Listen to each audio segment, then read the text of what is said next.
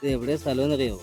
കഞ്ചിക്കോടാണ്. Kanjikode industry ഏരിയയിലാണ് നമ്മളുള്ളത്. Industry ഏരിയയിൽ നിന്ന് 1 കിലോമീറ്റർ നടന്ന് വരുമ്പോൾ കഞ്ചിക്കോട് വ്യൂ പോയിന്റ്, അവിടെയാണ് നമ്മളിപ്പോൾ വന്നിരിക്കുന്നത്.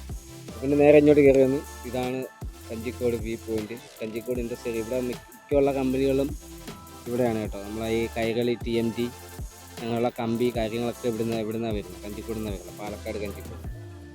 അപ്പം നമുക്ക് ആ കാഴ്ചയിലേക്ക് പോകും അല്ലേ. ഞാനിവിടെ ആദ്യമായിട്ട് വരുന്ന സ്ഥലമല്ല കേട്ടോ, എപ്പോഴും വരുന്ന സ്ഥലമാണ്. പക്ഷേ ഞാൻ നിങ്ങളെ ഇപ്പോൾ കാണിക്കുന്നതെന്ന് മാത്രം. മനുഷ്യൻ വികൃതിയാക്കിയത് പലതും പ്രകൃതി മനോഹരമാക്കിയൊരു ഇടമാണ് കേട്ടോ ഇത്.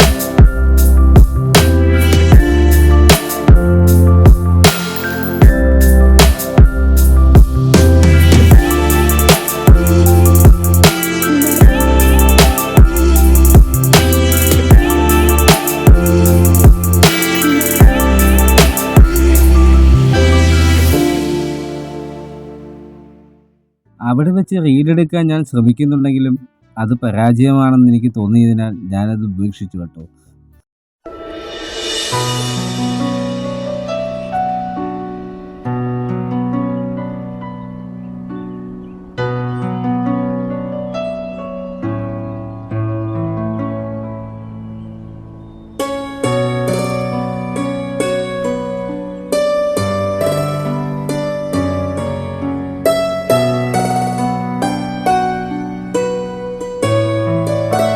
മറ്റു വീഡിയോയുടെ അന്വേഷണത്തിൽ എനിക്കറിയാൻ കഴിഞ്ഞത് ഇവിടെ നിരവധി പാമ്പുകൾ ഉള്ളതായിട്ടാണ്.